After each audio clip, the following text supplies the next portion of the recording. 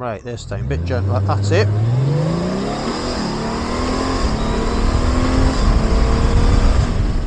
Hi and welcome back to my channel. Today, as you can see, we're messing around with the Goldwing, one of my favourite bikes ever made. Now, the Goldwing has a secret weapon which I'm keeping right till the last, so you'll have to watch all the way through to see what the Goldwing can do that most motorbikes can't. But anyway, let's crack on for now and check out this bike. This isn't going to be a ride review, I'll go through some spec, but this is just going to be a loving. I absolutely love these.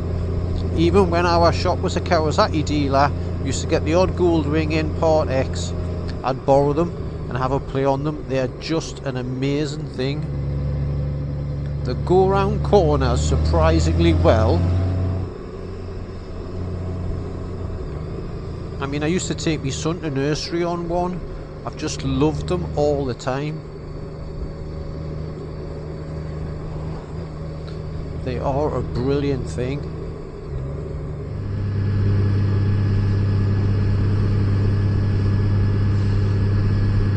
Now, a lot of people say that Goldwings are a one-trick pony. This is what they're meant to do: sit on motorways and just eat mile after mile, preferably in big European trips where you just sit there and munch along and visit Germany and visit Italy and wherever you want to go. That's what they're meant to do. But trust me, they do way more than that. I mean, yes, this is its natural habitat. And at the minute I'm sitting at 60 mile an hour because that's the speed limit. I'm doing 2000 revs. I'm in 7th gear and I'm not joking, it's effortless. You can probably hear there's next to no wind around my helmet because the screen's at the perfect height, and it's a screen that you can adjust. It's just lovely. I mean, it's smooth as silk. There's not a vibration anywhere. Handlebars are lovely, foot pegs are lovely. So now, these are brilliant. If you ever get the chance to have a go on one, grab it. I heard they were at the ABR festival. You could have a demo ride there. I know they're generally at the NEC, but any big bike thing where Honda have their demos and a Goldwing's there, trust me, get a go of it. You will be amazed on what this bike does or what you get away with. It is just unbelievably good.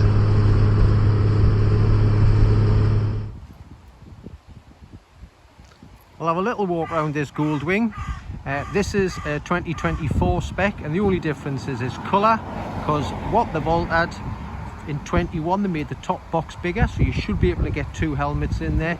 Please check before you buy it, because it fits 2 helmets, because if you've got a big head and a big helmet with an intercom on, it's going to struggle. So yeah, please check the top box out. It should fit 2 helmets. I can get my helmets in, but I do have to take the intercom off. You've got 121 litres of storage there, so plenty of storage. The spotlights you see on this one are standard now. Again, that's something they altered a few years later after the bike came out. You've got LED lights all round. This particular one's a DCT, which I've probably already mentioned in my ride out. Honda don't bring manuals into the country anymore because they just don't sell. But if you're going to get a big tourer, you may as well get DCT. It's the boy. What else have we got on here? Let's have another walk around, just check it out. Love the tail lights, really adds to the look of the bike. So yes, spec wise, you get heated seats, rider and pillion, heated grips, you get cruise control, you've got adjustable suspension, which you can tell it in the dash. You can tell it whether it's 1's up, 2's up, the panniers are full, the panniers are empty. You've got hill start, you've got auto stop start. You know, you've got the works, you've got power maps, which will work by this button here. Hopefully you can see that once your maps, it's going through there. Obviously you've got your Apple CarPlay. Now I really like this setup. I love the analog rev counter and the analog speedo in amongst the modern Apple CarPlay. I think it adds to the look of the bike and more classy, and it's a classy bike, the Goldwing. Yeah, heated grips, heated seats, cruise control, hill start, auto stop start, adjustable suspension. I mean, it's got the works and you don't have to pay extra for it. This bike comes with it all as standard. So all in all, a Goldwing is a mega bit of kit and I love them to bits. there we go, a little walk round with your Honda Goldwing. If you're a regular to my channel, you know I use this little bit of twisty country lane quite a bit. I know it very well, so if I go up and down it on a different bike, I can feel what the bike can do, and the Goldwing stands out here. A bike of this weight, 367 kilograms, shouldn't do what it does. It whizzes round the corners. The suspension's lovely, obviously it's electronic and you can tell it how many people you've got in it, all that sort of stuff, so it should be good, but it is amazing. Really plush, lovely suspension. The only thing I will say is don't get carried away. It is a big heavy bike, and with a pillion on, if you're going a little bit quick and you pile those brakes on, then yeah, there's a lot of weight to stop, so just bear in mind it takes some stopping. So here we go, we'll try a little sound check, and it's starting to get windy. I think there's some rain coming, so let's get this sorted. So you've got your flat 6 engine. I don't think there's anything else out there that sounds like this.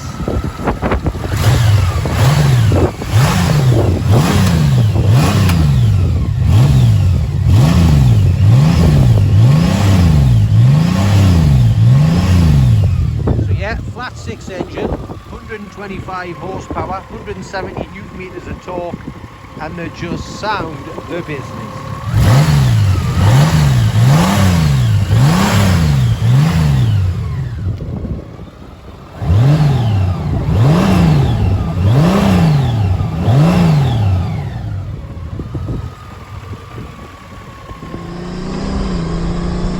And sport mode is very surprising. So we'll put it back to standard. Sorry, tour. Now you can change the modes as you're riding along. There's a little mode button. It's up on your right hand switch gear.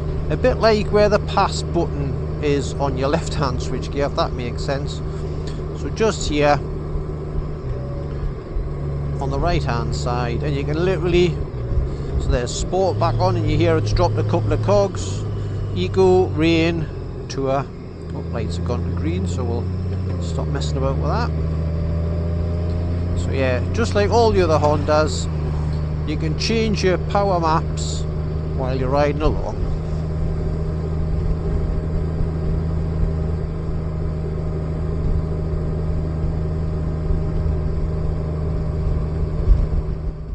Here we go with my sitting test. Now the whole point of this is you get an idea of dimensions of the motorcycle.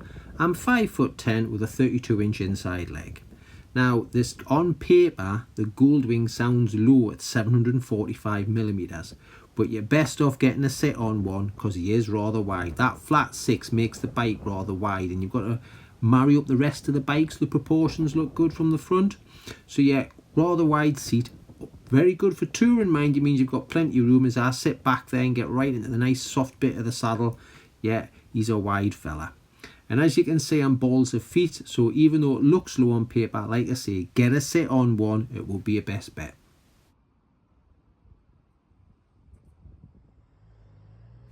As I mentioned earlier, sport mode. Pop this bike into sport mode and the clutches react differently, the throttle acts differently, and then it just transforms the bike. I mean, it doesn't alter the way it handles, it still handles amazingly, but this big bike shouldn't do what you can get away with. It is an amazing bit of kit, and when you pop it into sport mode, you will be surprised how well it goes. The bit you've been waiting for, I'm now going to go through Honda's secret weapon on the Goldwing, its creep function. So let's head off and show you how the creep function works. So let's show you how the creep part works. So you pull your front brake on, use this little button down here, and then you get the little motorbike there, and then you use the up paddle here or the down paddle here. If you go up, it goes forwards, and then if you hit the downshift, it goes backwards. And it's ideal for moving the bike around. It just works absolutely mega. You know, I'm on a bit of a tight space here. You know, this is a 390 kilogram motorbike, and it's taken no effort to move it. There you go, it's as simple as that. So it's front brake on, hit your little button down there, motorbike appears on the dash, and then it's forward, use the plus button, reverse, use the minus button. So they're the paddles that you would use for going up and down the DCT gearbox, and it is as easy as that.